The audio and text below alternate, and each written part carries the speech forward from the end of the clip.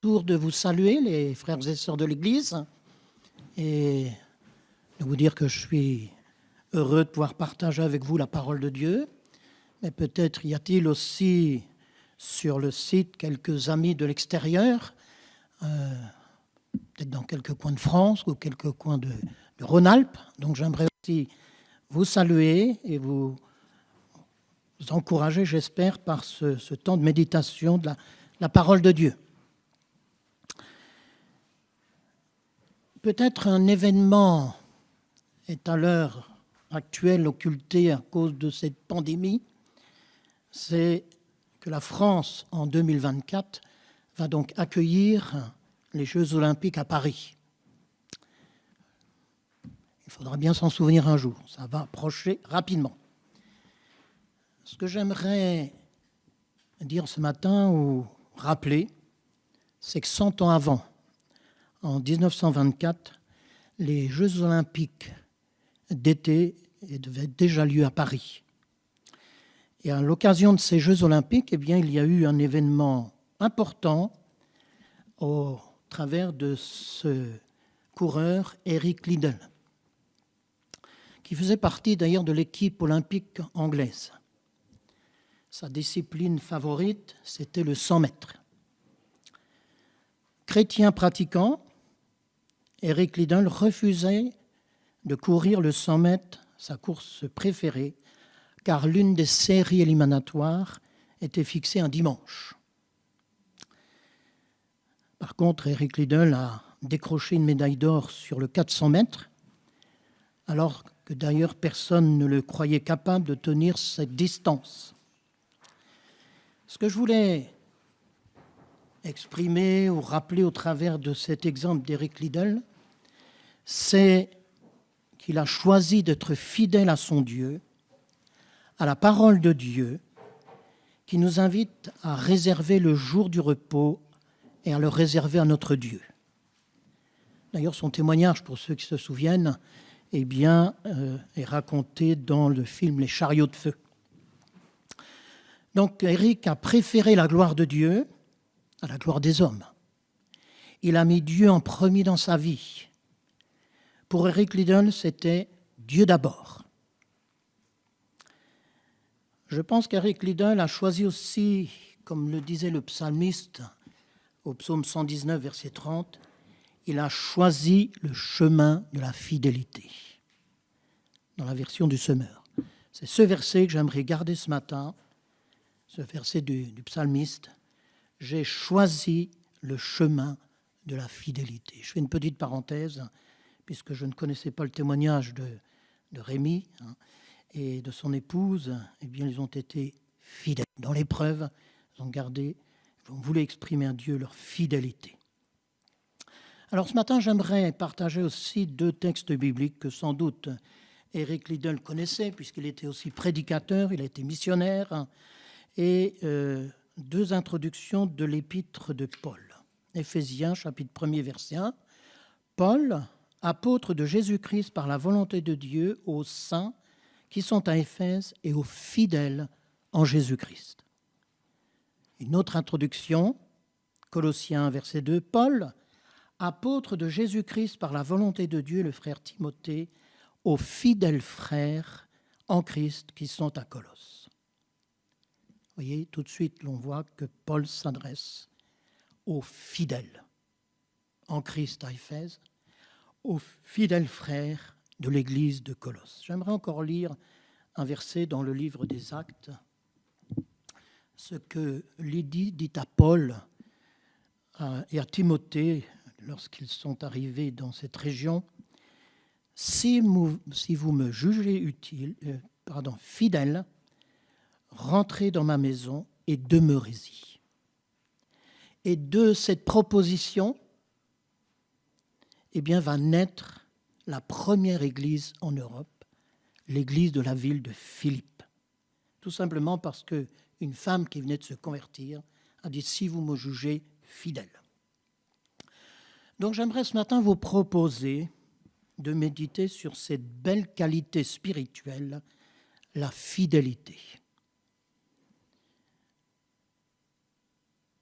Cette fidélité, ce thème de la fidélité est abordé 66 fois dans le Nouveau Testament. Déjà, on peut dire que la répétition, la reprise, montre l'importance de cette qualité.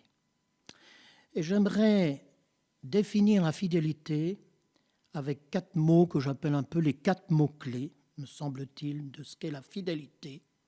Être fidèle, c'est être constant, être loyal, être durable et être vrai. La fidélité est un des attributs de Dieu et de Jésus. Mais nous sommes encouragés dans la parole de Dieu à développer, à faire mûrir cette qualité spirituelle dans nos vies personnelles. Donc, fidélité, attribut de Dieu, attribut de Christ et qualité spirituelle pour nous. Donc, je disais, être fidèle, c'est être constant. Dieu est constant. Un exemple, Dieu a été constant pour nourrir son peuple chaque jour dans le désert.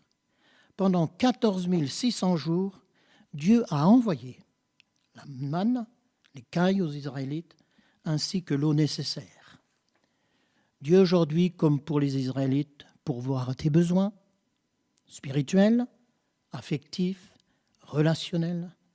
Notre Dieu est constant dans son amour, dans sa présence, mais aussi dans ses actions. Jésus aussi est constant.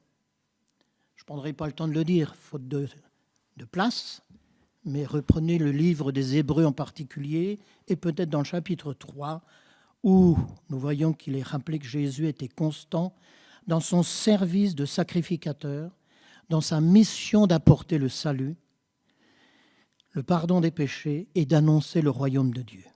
Jésus, pendant ses 3 années de ministère terrestre, est resté constamment dans sa vocation. Les oppositions, les angoisses, les incompréhensions ne l'ont pas détourné de son ministère terrestre. Et maintenant, Jésus intercède constamment pour nous auprès du Père. Donc Dieu nous invite à être fidèles. Alors que signifie être constant pour nous aujourd'hui ? Ma vie spirituelle, mes relations avec les autres, par exemple, ne dépendent pas des circonstances ou ne devraient pas dépendre des circonstances. Chaque jour, ma confiance peut être totale en Dieu et en Christ et en leurs promesses. Je suis aussi appelé à être constant dans le service auprès des frères et sœurs. Quand ça va bien, quand je suis en forme ou en toute occasion. L'auteur de l'Épître aux Hébreux déplore d'ailleurs chez certains chrétiens ce manque de constance. Je le rappelle, Hébreux 10, 25, « N'abandonnons pas notre assemblée comme c'est la coutume de quelques-uns. » Je sais que c'est difficile d'être constant, régulier dans notre marche chrétienne, dans nos progrès spirituels, dans notre quotidien, surtout durant cette pandémie. Jusqu'au bout, soyons fidèles. Nous persévérons et attendons avec impatience le moment où l'on pourra se retrouver en Église fidèlement. Et là aussi, Erwan nous a un petit peu alléchés en disant, mais quand nous allons revenir, l'Église sera belle. Donc on a envie d'autant plus d'y revenir. Soyons aussi fidèles, constants dans notre foi, dans notre marche, si nous avons été touchés de près ou de loin par la Covid-19. Je ne sais pas pour vous, auditeurs, mais dans notre famille, plusieurs ont été touchés. Donc restons constants dans notre confiance en Dieu. Être fidèle, je disais, c'est être loyal. Dieu est un Dieu loyal. Nous pouvons compter sur sa parole. Dieu a réalisé sa parole et a accompli encore aujourd'hui ses promesses. Deutéronome 7, 9, tu reconnais que c'est l'Éternel qui est Dieu. Il garde son alliance et sa fidélité jusqu'à 1000 générations. Dieu tient parole. Ce que sa bouche a dit, Dieu l'accomplit. Jésus tient parole également. Il est loyal envers son Père, mais il est loyal aussi envers nous. Exemple, Matthieu 28, 20, il a promis d'être chaque jour avec nous, et c'est vrai. Est-ce que Jésus t'a abandonné un jour ? Jésus est constamment avec toi, près de toi, dans les bons jours, comme dans les jours plus difficiles, dans le jour où toi tu es fidèle, mais aussi les jours où tu n'as pas été loyal, où tu ne restes respecte pas tes engagements peut-être. Jésus est fidèle à ses promesses, même et surtout pendant cette période de pandémie. Donc nous sommes aussi appelés à être loyaux, être fidèles, tenir parole, respecter nos engagements. Engagements peut-être lors de notre baptême, pour certains engagements lors de notre mariage, engagements peut-être au niveau professionnel. Je vais aller jusqu'au bout. Je termine ce que j'ai commencé. Jésus a tenu ses engagements. Jésus à la croix a pu dire « tout est accompli ». Être loyal, c'est fiable. Dieu peut-il compter sur toi aussi, et les frères et sœurs. Et une personne loyale, on peut lui confier de belles choses et de belles tâches. Être fidèle, je disais aussi, c'est garder une relation dans la durée. Aujourd'hui, c'est vrai que cette notion de durabilité revient à la mode, mais Dieu est toujours avant l'heure. Dieu est attaché à l'homme et cherche une relation qui dure. Si nous lisons, ou lorsque nous lisons le psaume 136 avec 26 versets, 26 fois il est écrit « Son amour dure à toujours ». Dieu veut le meilleur, il prend soin de nous. Dieu vous connaît bien, nous connaît bien, il connaît notre cœur, nos joies, comme nous disaient nos détresses. Par la venue de son Fils à Noël, Dieu a cherché avec nous une relation encore plus durable et profonde. Par Jésus, nous avons accès au Père.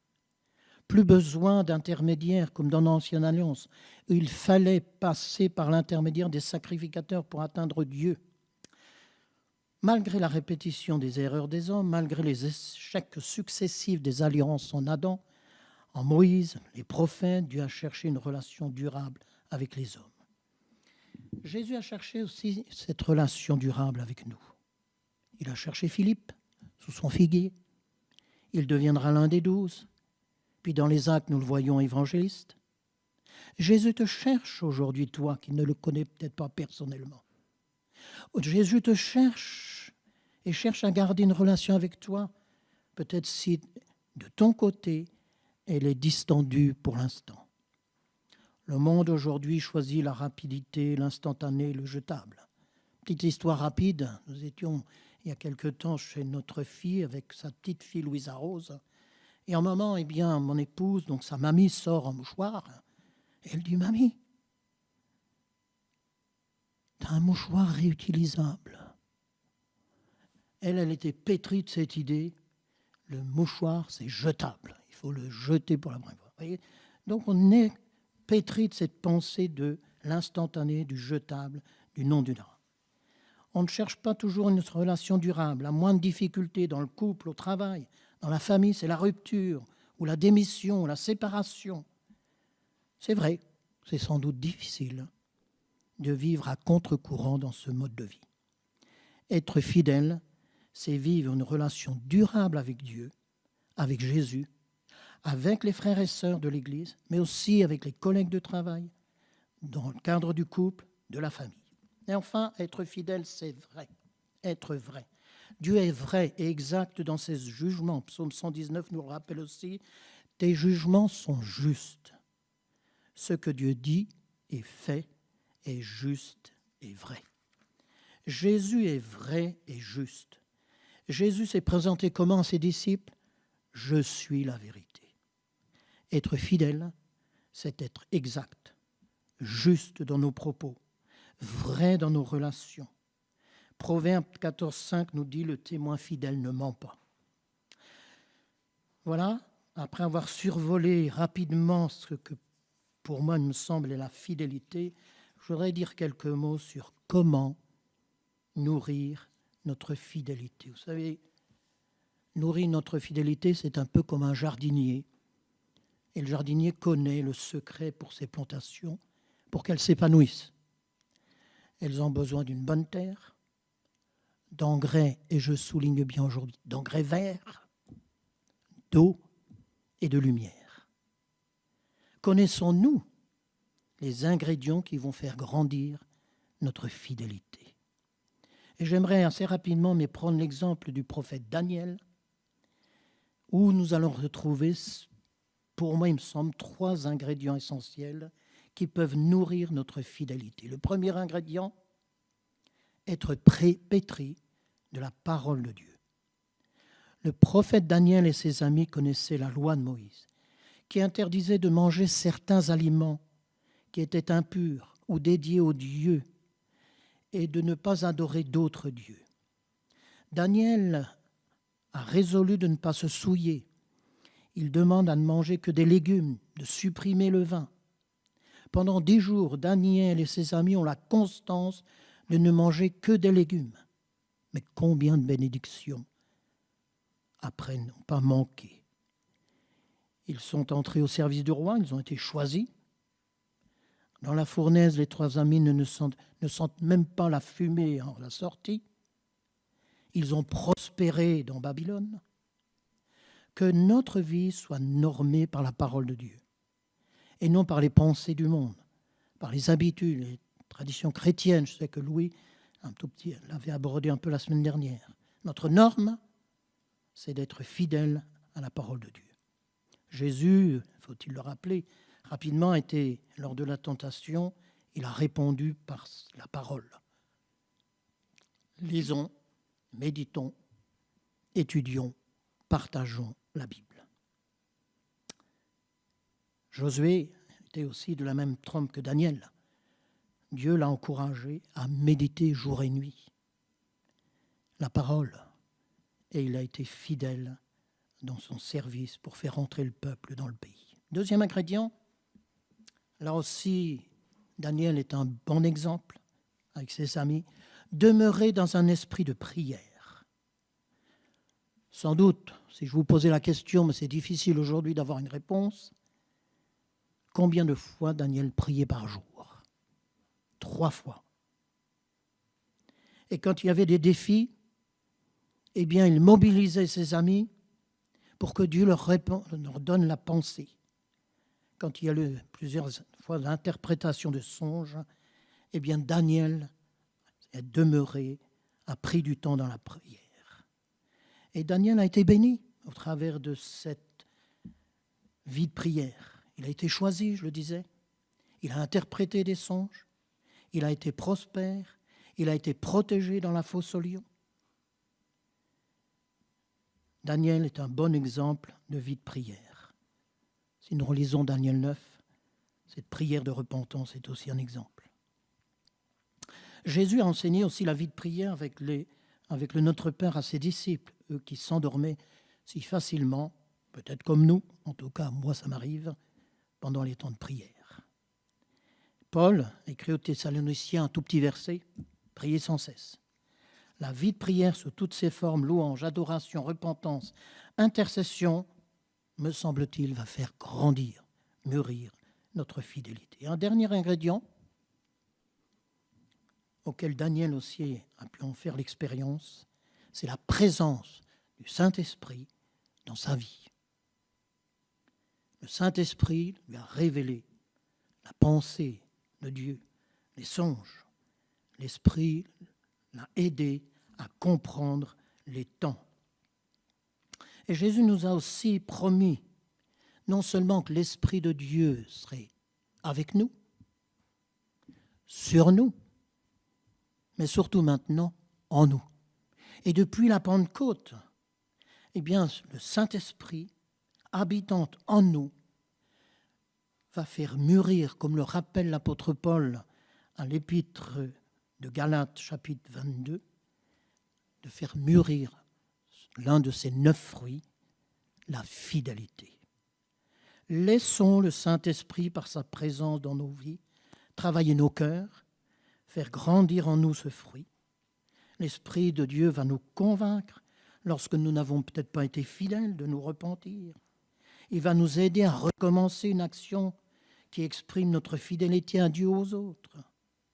C'est un des privilèges de la Nouvelle Alliance, de ce que le Saint-Esprit soit en nous. L'Esprit était avec Daniel, l'Esprit était sur Daniel, mais l'Esprit est en nous. Alors, en guise de conclusion, nous sommes appelés à être fidèles à l'image du Père et du Fils.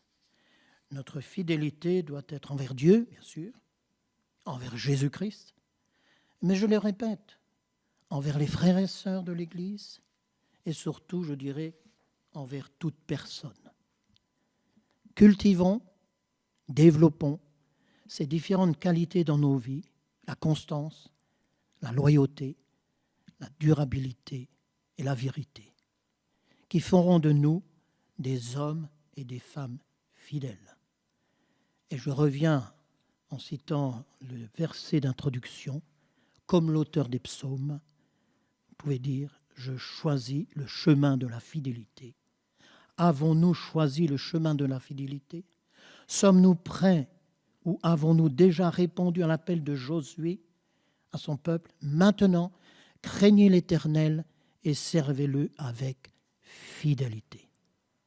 Pour ceux et celles qui ont choisi résolument d'être fidèles, que Dieu vous accompagne sur ce chemin et en particulier pendant ce temps de confinement. Restons des disciples fidèles. Amen.